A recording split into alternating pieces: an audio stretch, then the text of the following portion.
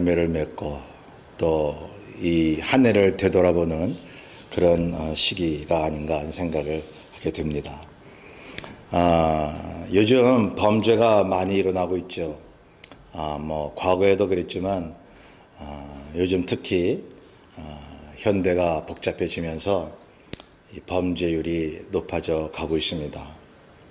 이 범죄를 일으키는 사람들의 심리는 다양하죠.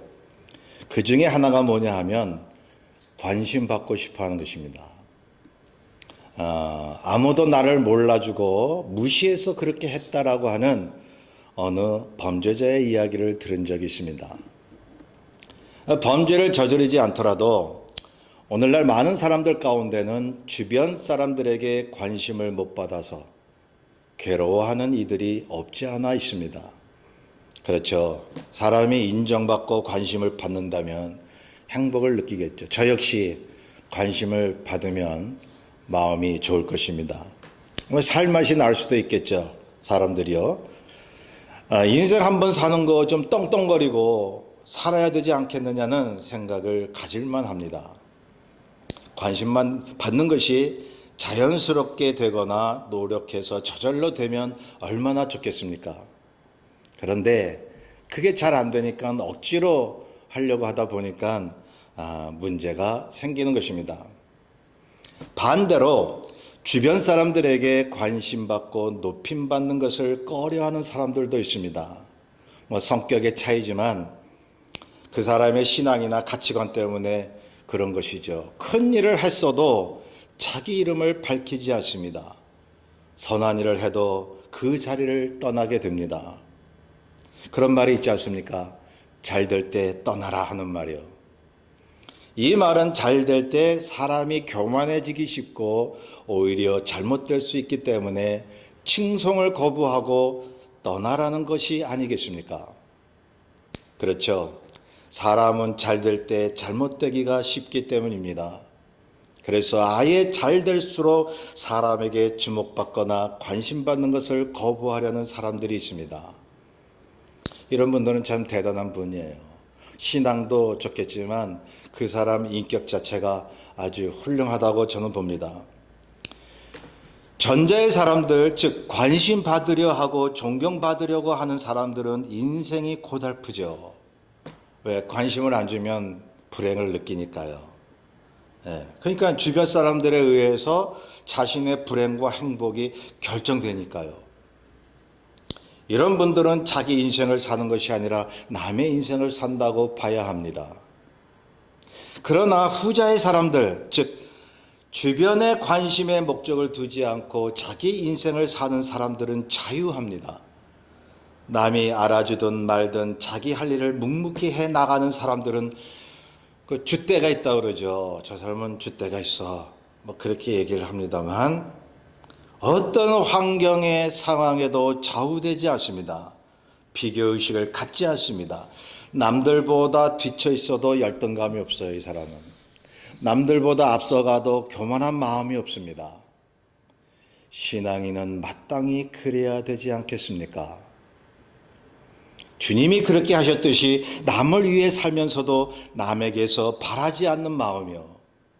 자기 마음이 자유한 거예요. 자기를 관리하며 사는 마음인 것입니다. 그렇습니다. 믿음에 있어서 제일 중요한 것이 자기를 돌아보려고 늘 자기를 관리하고 자기를 말씀 안에서 비춰보는 삶이 아니겠습니까? 자기 정체성을 확고히 세워나가는 것이죠. 누가 뭐라 하든 자기는 자기죠. 본문을 보면 우리가 잘 아는 오병이어의 기적을 말씀하고 있습니다. 많은 사람들이 예수님의 표적을 보고 따릅니다. 10절에 보면 5천 명이나 된다고 말하고 있습니다. 5천 명이 말해요. 5천 명이죠. 얼마나 많은 사람들이 예수님을 따랐나요? 본문 앞에 5절에 보면 주님은 빌립에게 말씀하셨습니다. 우리가 어디서 떡을 사서 이 사람들을 먹이겠느냐? 당신을 따르는 5천 명이 굶주릴까 봐 주님은 이들을 먹이실 생각을 하고 계신 것입니다. 이때 한 아이가 가져왔죠. 보리떡 5개와 물고기 2마리를 이제 주님 앞에 가져옵니다. 그것을 가지고 주님께서 기적을 일으키신 겁니다. 오병이어의 기적이라고 얘기하죠. 떡과 물고기를 가져 축사하신 후에 앉아있는 자들에게 나눠주니 그들이 모두 배불리 먹었다고 성경은 증언합니다. 배불리 먹었을 뿐만 아니라 남은 조각이 12바구니나 된다고 그렇게 기록되어 있습니다. 여기에 주석가들이 말합니다. 하나님의 기적이 아니고서는 도무지 일어날 수 없는 일이라고요. 어떻게 물고기 2마리하고 보리떡 5개하고 5,000명이 넘게 이렇게 먹일 수 있는가? 상상을 초월한 것입니다. 그런데 말이죠. 성경을 사람의 상식이나 이성으로만 보려는 사람들이 있죠. 간혹가다. 그러니까 이성적으로만 성경을 보려는 사람들이 이렇게 말합니다. 오병이어의 역사는 아마도 거기 온 사람들의 양식을 거둬서 그렇게 된 것일 거라고. 하나님의 기적을 못 믿는 것이죠. 그런데 이 말은 하나님의 능력도 하나님의 의도도 모르는 생각입니다. 거기 본문 14절에 보면 사람들이 그 표적을 보고 이는 참으로 세상에 오실 그 선지자라고 말하고 주님을 임금으로 삼으려 했다고 기록하고 있습니다. 한마디로 거기 온 5,000명이 주님의 기적을 경험한 것이죠. 그 기이한 사건에 사람들이 놀라고 신비하게 생각을 했던 것입니다.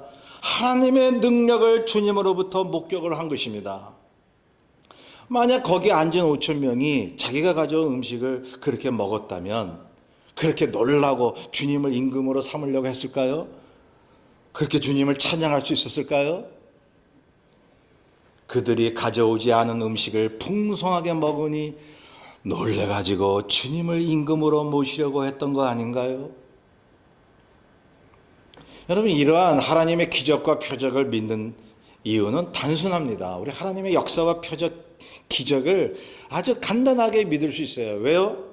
하나님께서 말씀으로 천지를 창조하시고 모든 만물을 주관하신다는 사실을 우리가 믿는다면요, 예수님 물 위로 걸으시고 의병의 역사를 베푸신 것을 못 믿을 이유가 없는 것입니다. 어떤 사람은 자가당착에 빠져요. 하나님이 말씀으로 천지를 창조하신 건 믿는데 이런 건 못 믿는 거예요. 자기 스스로 모순에 빠진 것입니다. 아무튼 거기에 앉은 5,000명은 놀라지 않을 수가 없었습니다. 보리떡 5개와 물고기 2마리를 가지고 그 많은 군중을 배불리 먹게 한 저 예수가 도대체 누군가? 우리가 예수님 시대에 살았다면, 그리고 전통적인 유대교에 대해서만 들었다면, 예수라는 사람이 나타나서 자기는 메시아고 하나님의 아들이고, 그러면 우리가 믿었을까요? 유대교에 젖어 있는데 기적과 표적이 일어나면 놀랍기는 했겠죠. 믿을 사람은 믿고 안 믿을 사람은 또 안 믿고 예수님은 오히려 핍박을 하고. 그런데 쉽게 예수님을 믿을 수 있었을까요? 저는 그런 생각을 해봤어요. 오늘날 우리가 주님을 본 것도 아닌데 주님을 하나님의 아들로 믿고 우리의 생명과 주인으로 믿다니 이거 참 은혜로다. 우리가 직접 오병이의 역사를 체험했습니까? 그런데도 우리는 이 사실을 믿고 있잖아요. 왜요? 예수 그리스도를, 그 성령을 경험했기 때문입니다. 자, 이 사람들이 주님을 처음에 따라온 것은 병자들을 고치시는 표적을 보았기 때문이라고 했습니다. 그런데 지금 자기들이 있는 그 자리에서도 놀라운 경험을 하고 있는 것입니다. 순식간에 그 작은 양의 음식이 엄청난 양의 음식으로 변하여 각자 개인에게 충분히 돌아오고도 12광줄이나 남다니.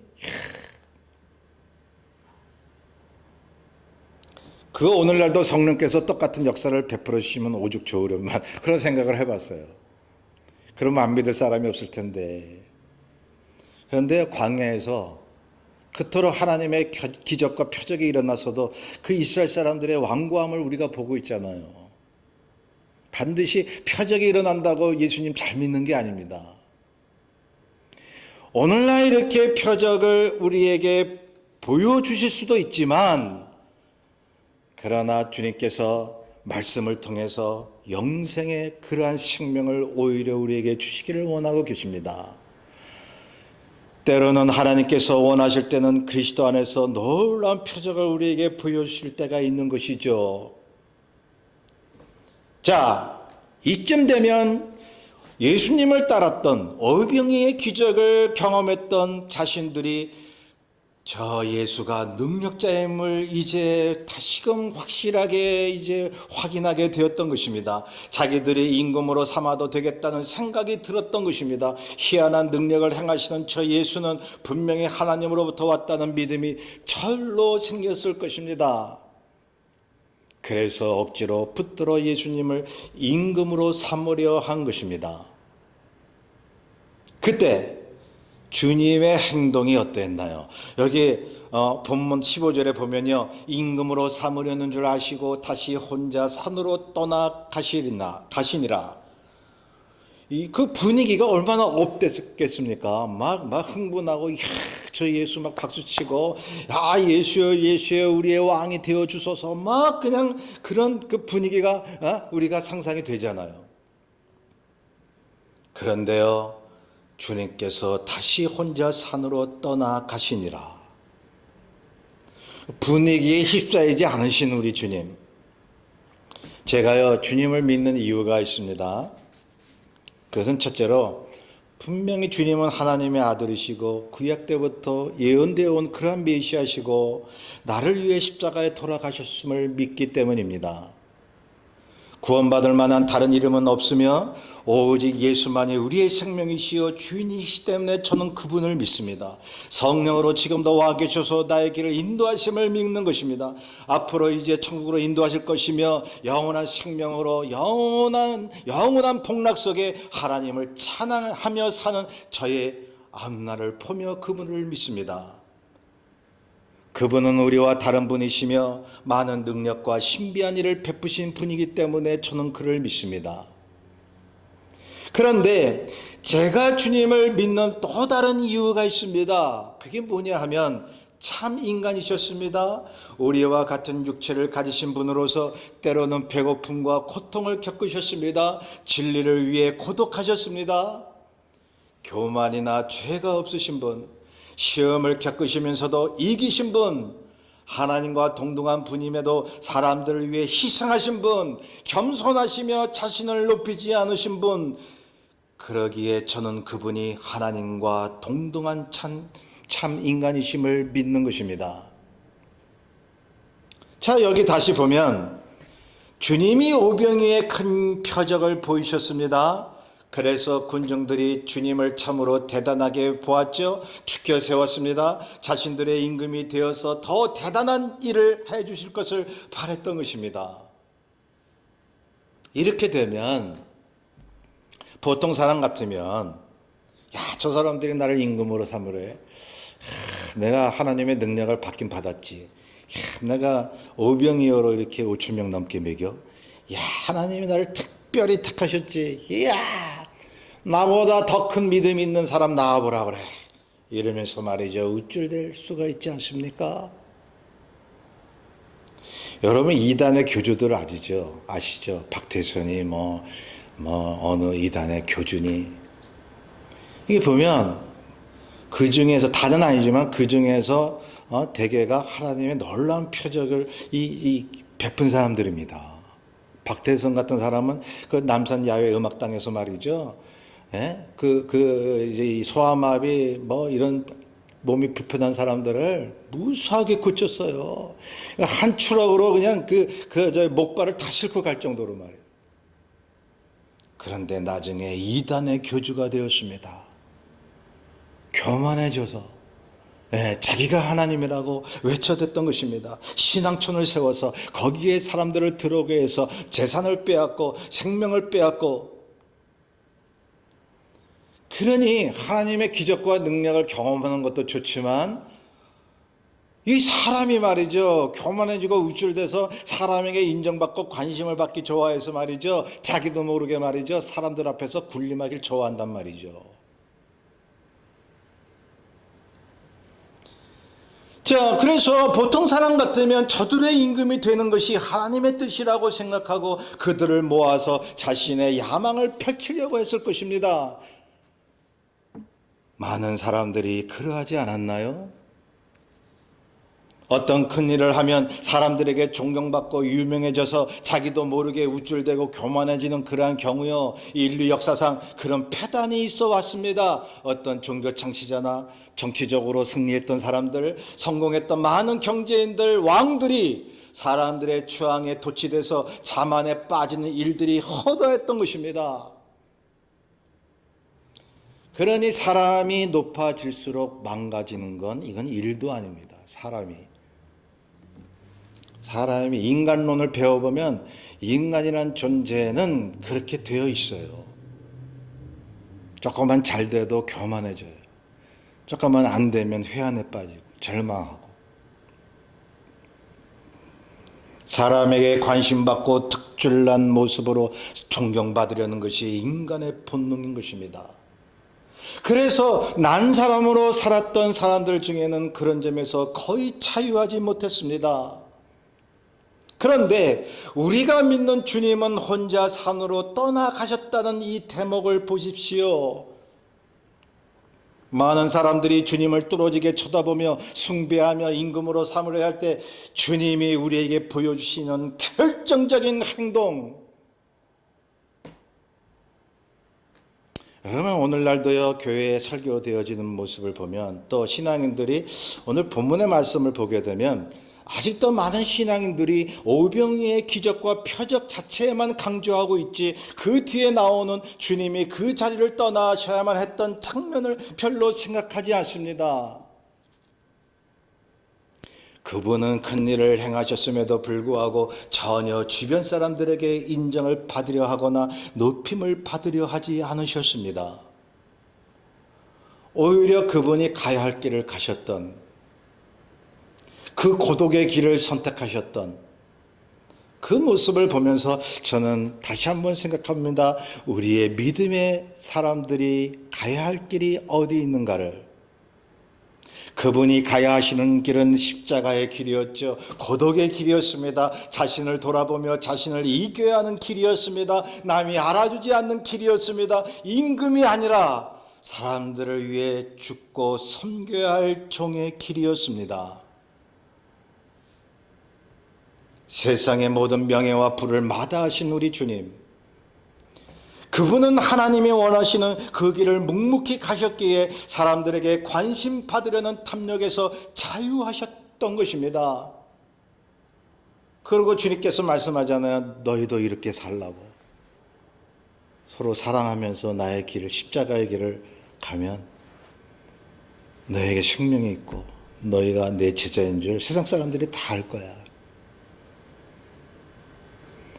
혼자 산으로 떠나가시더라. 왜죠? 기도하러 가신 것입니다. 사람들이 떠받들여 하고 칭송할 때 거기서 나와서 조용히 떠나 혼자 남아 기도하셨던 분,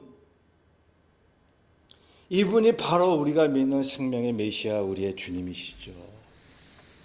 주님을 믿는다 하면서, 이러한 예수님을 메시아로 섬긴다 하면서 왜 사람들은 자기가 높아지려 하고 인정받지 못하면 왜 혈기 부리고 그럴까요? 오병이의 역사만 보는 거예요. 그것만. 거기서 영광 받으셔야 될 주님은 따로 혼자 떠나서 다른 길로 가신 거를, 그걸 눈여겨보질 않는 거예요. 주님은 때로 혼자 계셨습니다. 그토록 많은 사람들이 따랐고 제자들과 늘 다니셨지만 혼자 있는 시간을 가지셨습니다. 새벽 미명에 기도하실 때, 겟세마네 동산에서 고통 속에 기도하실 때, 그토록 따랐던 사람들과 제자들도 배반하고 다 떠났을 때에, 십자가의 고통 속에서 있었을 때에 그분은 혼자이셨습니다. 그러면서도 제자들과 사람들에게 먼저 다가가셨잖아요. 성도 여러분, 믿음이란 무엇인지 다시 한번 생각해 보고 싶습니다. 믿음이란 여러 표현을 할 수 있지만 본문에 의거해서 표현해 보자면 믿음은 혼자 있을 줄 아는 것입니다. 혼자 있을 줄 안다는 의미가요, 독불장군으로 있으란 말이 아니라 남과 협력하면서도 자신의 정체성과 독립심이 뚜렷한 걸 얘기하는 거죠. 자기는 자기인 거죠. 남들과 비교할 필요도 없고, 남들이 성공하니까 나도 똑같이 성공할 필요도 없고, 나는 나대로 사는 거예요. 그게 행복인 줄 아는 거죠.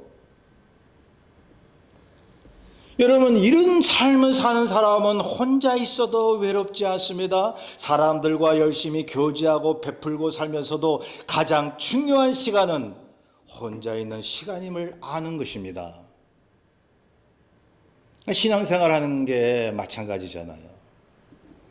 어떤 분은 많은 사람들 속에서 기도 열심히 하고 성가대에 우렁찬 그런 은혜로운 찬양, 그러면 막 믿음이 막 절로 생기는 것 같아요. 열심히 같이 봉사도 하고 전도도 같이 나가고, 막 이제 많은 사람들 속에서는 막 열심히 신앙생활이 되는데 딱 혼자 있을 때는 믿음이 지켜지질 않는 거예요. 우울하고 자기 하고 싶은 거 다 하고, 혼자 있을 때는 그냥 하나님이 보시는 거는 생각도 못해.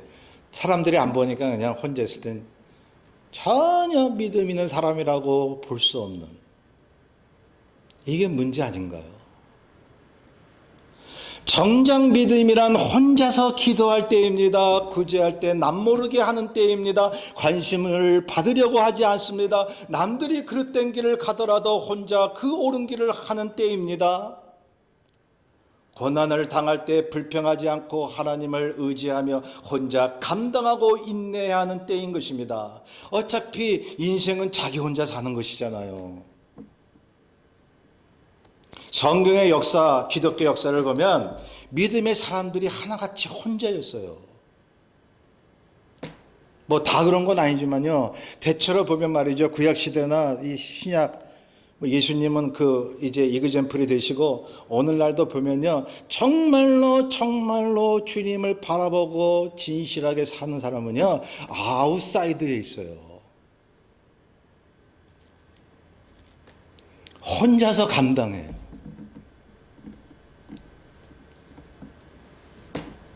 그래서 이 역사를 보면, 하나님의 역사를 보면 하나님께서 쓰시는 사람은 혼자 있을 줄 아는 사람들이었어요.